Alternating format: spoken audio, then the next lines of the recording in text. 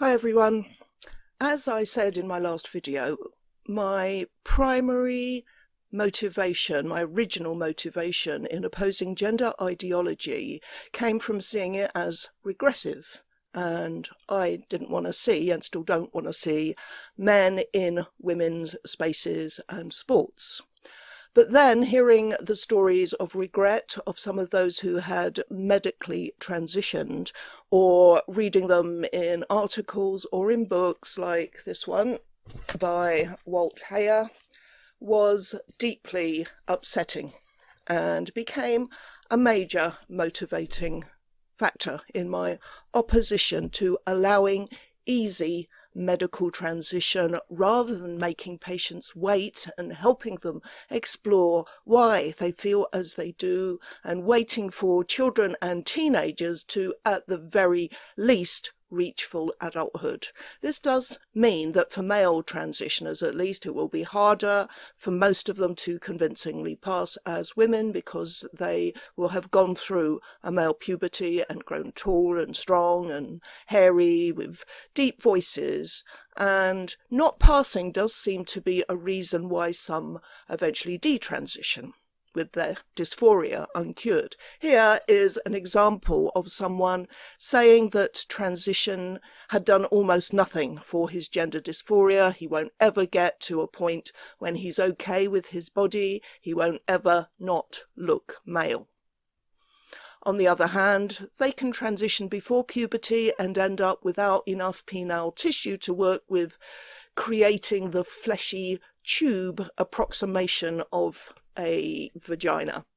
Jazz Jennings, regardless of his recent video claiming everything is hunky-dory, his journey has been in the public domain, and nobody's going to convince me that that young man has ended up in a better place than if he hadn't transitioned at such a young age. He is one of countless cases that I know of that point to a need to find a better way of helping kids like him without leading them to believe that they can be a kind of member of the other sex by taking wrong sex hormones and mutilating their genitals. I'm calling this video Detransition and Regret, which is also the title of a page on my website at peaktrans.org.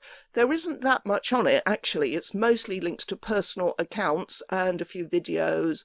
When I created the page, I hope to have a lot more resources, sources of support for those considering detransition, but there really doesn't seem to be very much out there, at least not in the English language. In fact, the only source I know of now in English that has a website still up is post-trans.com, which is for female detransitioners. They have produced a booklet which is translated into 6 different languages. Each of them can be downloaded for free in PDF form. Links below.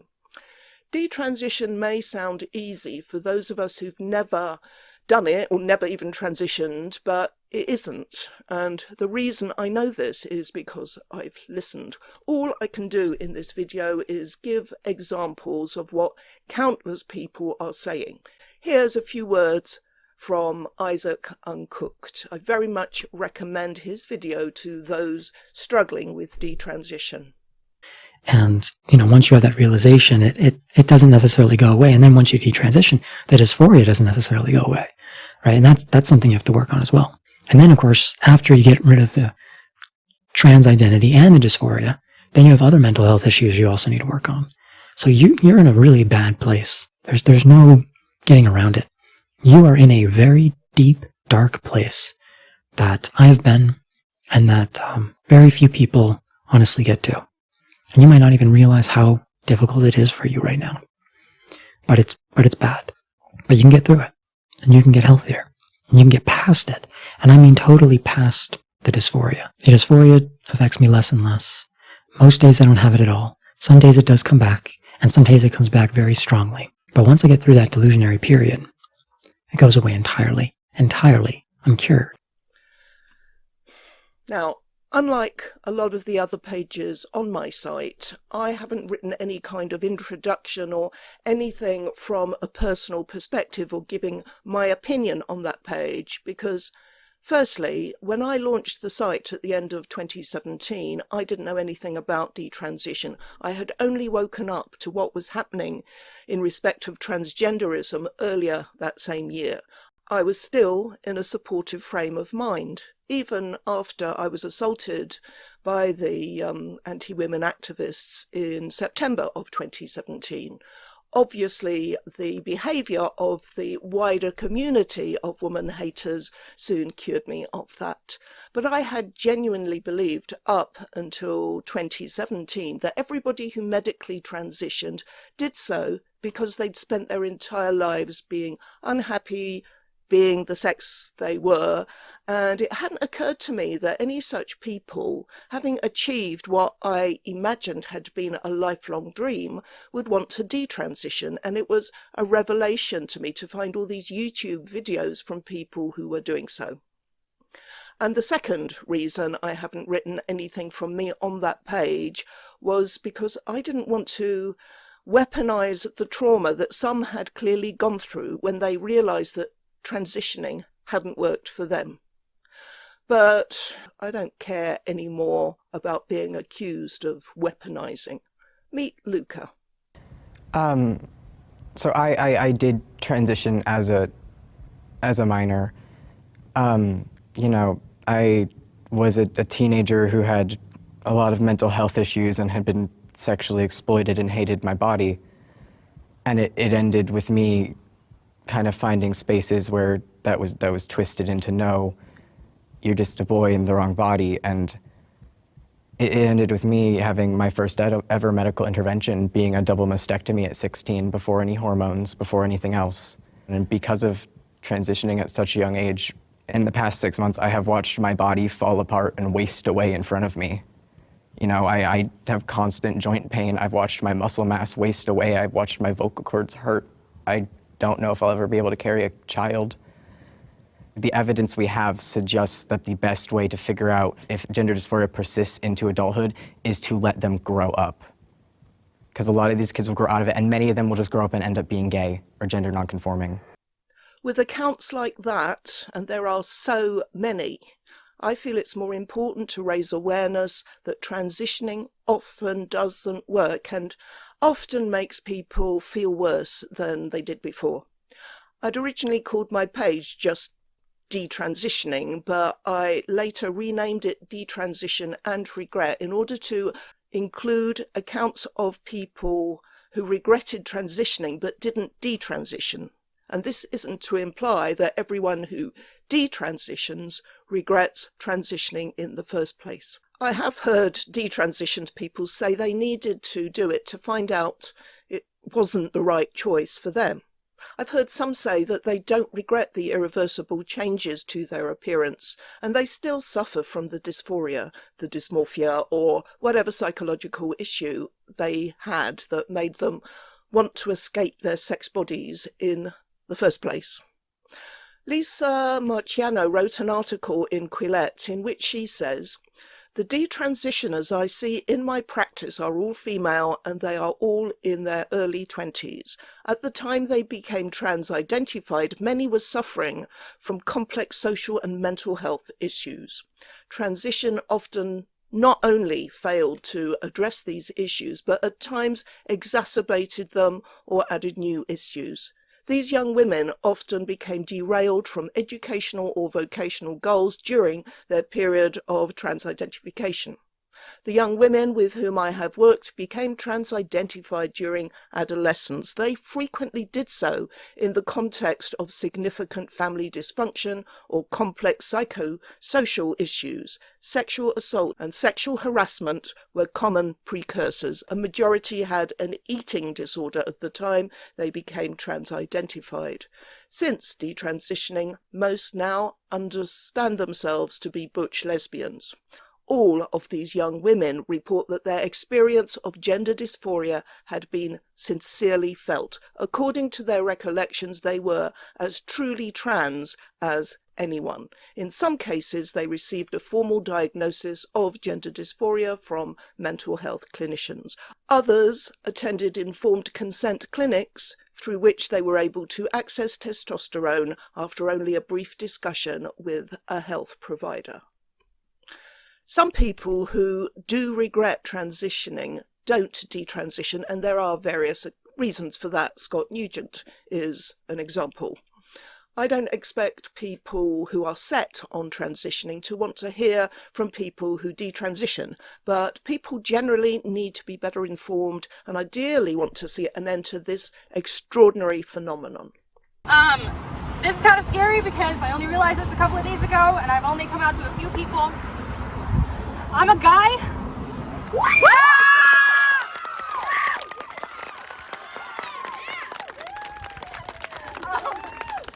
I use he, they pronouns, and I'm gonna go by Theo. Yeah. I told my mom today, and I have to go home every day and be called my dead name and have she, her pronouns used every time I go home. And no one realizes how hurtful it is. It's like a slap in the face. And I dyed my hair last night so I could feel more masculine, and I was afraid I was gonna get thrown out of the house. We love you, Theo. Why the cheering? If she follows through on her announcement, she will probably at the very least be taking cross-sex hormones for the rest of her life, and these have potentially serious consequences for her health. That's not something to celebrate. If she has the double mastectomy, she will never be able to breastfeed. Now, this may not be something that bothers her at all, but she's a teenager. She's still at school. She's far too young to make a decision about that. I won't even talk about genital surgery. Goodness knows there are enough accounts of the catastrophic effect that can have if it doesn't work out. Just enter Richie Herons or Scott Nugent's name in the YouTube search function. They've both done several interviews. I would like to know who this woman here is. She's wearing a lanyard with ID. Is she a teacher? Certainly many teachers and others who work with kids are indulging this ideology, and that's a scandal, in my opinion. Here's a particularly poignant comment posted by a Canadian woman on the detransition subreddit. No one should have affirmed me. People should have thought I was crazy for thinking I was a man. Trans people should have been honest with me that I wasn't like them. I had no documented dysphoria. What the F was I doing, and why did everyone let me do this to myself?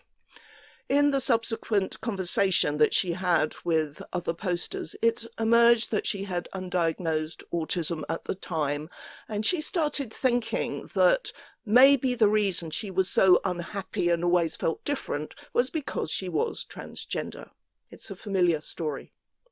Of course, this is all anecdotal, and that won't satisfy those on the other side of this conflict whose only argument is that detransitioning is rare, by which they mean that so far as they know, only a tiny percentage of people who transition go on to detransition. So we get comments like this one. Why would anyone listen to detransitioners? They aren't an example of anything except the fact that medicine isn't perfect. Why don't you listen to the thousands of happy transgender people? But you expect us to listen to trans-identifying people who are less than 1% of the population because some 99% of us are reconciled with being the sex we are. So by the same token, why should we care about you? Why should we change our language or anything else for you? Then there's this. New study on gender-affirming care regret just dropped, and the numbers are staggering in showing how little regret there is. This one has 6 out of 1989 patients detransitioning. This is a highly misleading comment, because the commenter here refers to gender-affirming care, but the study he links to is just about genital surgery, which, according to the best evidence I can find, something like only 25% of gender-identifying people get. Gender-affirming care can, of course, include puberty blockers, breast binders on girls and young women, and wrong sex hormones, as well as the surgery, or instead of. The study he links to, as well as being only about surgery, only covers a 5-year period between 2016 and 2021, but regret often starts later than that. Walt Heyer, for example, lived as Laura Jensen for some 8 years before loudly proclaiming his regret and starting to detransition. With regard to knowing the true extent of regret, that study is pretty useless. Oh, and one particularly bad argument I keep hearing is that there is a higher rate of regret for other procedures, whether cosmetic, like boob jobs or whatever, or even sometimes for those done for genuine medical reasons. Now, I really don't know what bearing they think that has on anything. What is the point of comparing regret about other procedures? It doesn't make one better or worse than another. The truth is, we do not know how many people regret their transition. We don't know how many detransition. One of the huge criticisms made of the Gender Identity Development Service at the Tavistock Clinic here in London was the lack of follow-up data. They simply didn't collect it, and this seems to be fairly typical of what's been happening around the world. Even Wikipedia, which is completely in the hands of the gender cult, its page on detransition currently tells us that formal studies of detransition have been few in number, of disputed quality, frequency estimates for detransition and desistance vary greatly. The number of detransitioners is unknown, with estimates generally ranging from less than 1% to as many as 8%. Studies which give low estimates have been criticised for their serious limitations, such as short follow-up, high or unclear rates of loss to follow-up, reliance on individuals returning to secondary care clinics, reporting transition regret, or seeking reversal procedures. A study of 100 detransitioners found that only 24% of respondents informed their clinicians that they had detransitioned. So, although there are a few studies, and I've read some of them, and they do provide some useful information about people who detransition, they cannot answer the question of how many regret their transition and how many subsequently detransition, because of the large number who do so without informing their doctors or therapists, or if they do inform them, that information isn't recorded and collected and made publicly available. One of the first sources I came across was this special report by Reuters, Part 4, entitled The Matter of Regret. Quote, "In the world of gender-affirming care, as well as in the broader transgender community, few words cause more discomfort and outright anger than detransition and regret. That's particularly true among medical practitioners in the United States and other countries who provide treatment to rising numbers of minors seeking transition." The report begins with Dr. Kinnan McKinnon, seriously, who is a trans-identifying assistant professor at Toronto's York University, and who used to think that regret among detransitioners was a non-issue, but had a change of mind after interviewing detransitioners whom she'd found online in forums where people, quote, shared their experiences and found comfort from each other. These forays opened McKinnon's eyes to the online abuse detransitioners receive, not just the usual anti-transgender attacks, but members of the transgender community telling them to shut up and even sending death threats.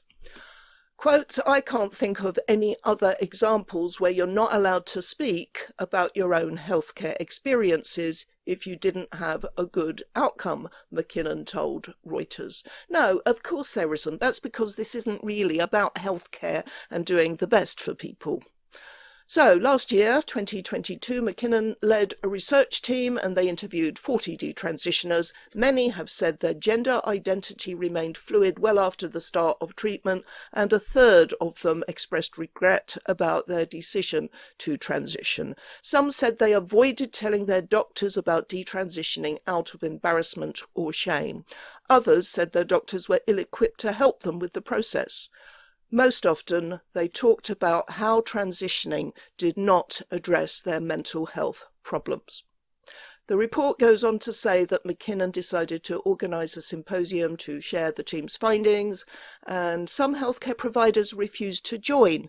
An LGBTQ advocacy group refused to promote the event, and her work was denounced on social media platforms as transphobic. What a surprise. Check this out from a young American female detransitioner. She's quote tweeting a pertinent comment that doesn't seem to be aimed at anyone specific, and which says, "Of course, none of your patients detransition when everyone who detransitions is no longer your patient. Of course, there are no reports of discontent in follow-ups if you don't follow up on those who are discontent. Claims stay unconfirmed because nobody dares to confirm them." Yep. And she adds, "I haven't told my clinic I detransitioned out of fear and out of concern for my records. Need them for the court case." Well, good luck with that. "They still use my old chosen name and pronouns. Why the F would anyone want to go back to the place that effed up your life? I hate having to go there." Another one from this same lass. "Has anyone here ever loved someone who lost sexual function or had their parts messed up by a doctor? With someone who has a messed up voice? I don't feel like anyone will ever love me. I'm so scared. I'm so effing scared. I hate myself." Comments like these are not rare and isolated on social media. There are loads of them. And anyway, how many regretful detransitioners would there need to be before the cultists acknowledge that it's a problem? I don't think any number would satisfy them. They would still say, as they do now, that just because it was wrong for those people doesn't mean other people should be denied the opportunity to medically transition. Now, that is a fair enough point to make, but why is it so often couched in such contempt? One thing that never ceases to appall me is the treatment meted out to those detransitioners who are brave enough to speak out about their regret and criticise the professionals from whom they sought so-called gender-affirming care. I was very surprised initially to see people being so nasty to people who had presumably felt the same as they had once felt themselves, but for whom transition had not provided the kind of solution they were hoping for. It seemed to me that it wouldn't be a big deal to say, "I'm sorry it hasn't worked out for you. You were obviously not screened carefully enough. You should have got better therapeutic care and not rushed into transition," or something like that. But I realise now that goes against the narrative they want to promote, which is that being transgender is natural, that somehow people got born into the wrong body, rather than that they developed a psychological disorder, a mental illness, or a fetish, or got caught up in a trend spread by social contagion. Just as some people are gay or are part of an ethnic or a religious or cultural minority or all of the above, the modern trans, aka anti-women's rights movement, which appears to be dominated by people who are none of the above, is trying to present itself as marginalised like those in the other demographics I've mentioned. Now, I'm not saying that trans-identifying people don't get hated on, don't get discriminated against, don't get beaten up or even murdered for their non-conformity. Not at all. What I am saying is that over the past several years in various countries, including the one I'm in, nearly all major institutions have been captured by gender ideology, and trans-identifying people have come to occupy a position of privilege. To talk about being marginalised or even oppressed is ridiculous. You might find sometimes that you are socially marginalised, by ordinary people, but you've got most of the powers that be on your side. I first heard of 18-year-old Chloe Cole when she was interviewed by Benjamin Boyce. Put on blockers at 13, double mastectomy at 15. This is criminal. Who wants to keep a young woman in a child's body? Detransitioned at 16. Here's some hate she got recently. Traitor Nazi. What? Piece of trash. Fake bot. And this is one response she attracted when she tweeted that. Nobody condemns Chloe for detransitioning. Chloe is condemned for blaming everyone around her instead of acknowledging her own agency in demanding treatment in the first place, and for transitioning into a tool used by hateful bigots to destroy the lives of other trans people. Why this pretense that everyone who transitions confidently knows exactly what they are doing, even at age 13, and doesn't suffer from any kind of mental health issue? Here's another. You all do realise that surgeries she had at such a young age are extremely unusual. Puberty blockers, yes, but surgery, no. Well, I should bloody well hope they're unusual. They shouldn't happen at all. Either the surgeries nor the puberty blockers. They shouldn't happen. They are both beyond iniquitous. All the screaming about mutilating children is absurd. No, it isn't. It's a sign that there are still people who are thinking straight, unlike you. She is glorying in attention and is carted around and put on display by the Christ fascist. Of course, everyone who disagrees with transitioning children is a fascist of some sort, whereas those who defend it are paragons of virtue. I stumbled upon this tweet by @Jade Rants, a young Mexican woman who grew up in California. It's hard to think about the fact that in another life there was an older version of me that wasn't stunted by chest binding and tea. There was a me that was supposed to have full breasts, clear skin, a soft voice, a hairless chin, no surgery scars, gallbladder, and thick hair.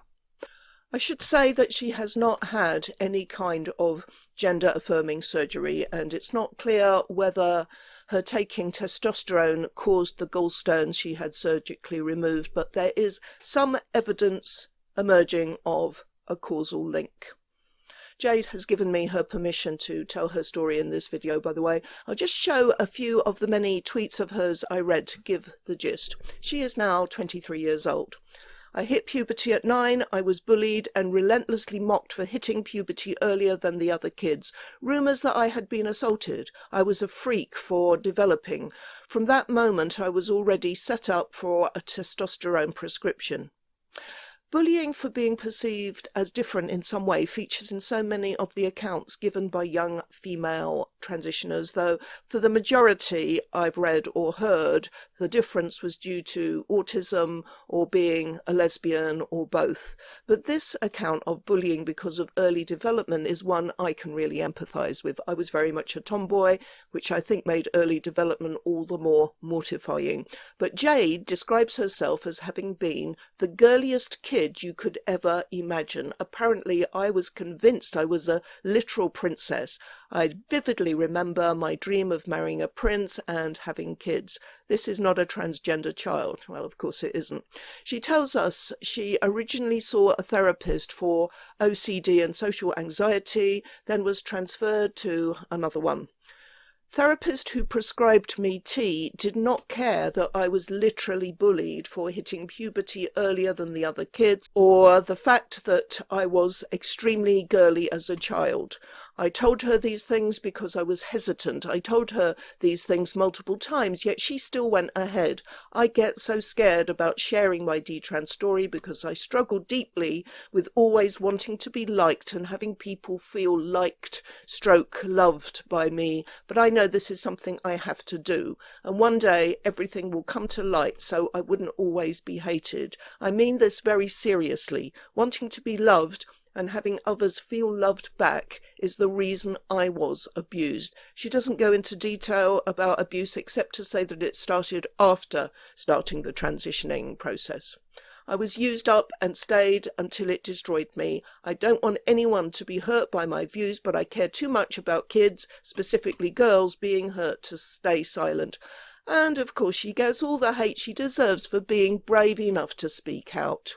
If you really are detransitioning or whatever, keep it to yourself. If you keep talking, other trans people may question their transition. And I see how good a troll you are, but you should really be ashamed. You look like you've always been a troll and a TERF for a good few years. I'm not a bully, but you're lying, exaggerating, and should stop it. Enough. A video has been published in which she tells her story.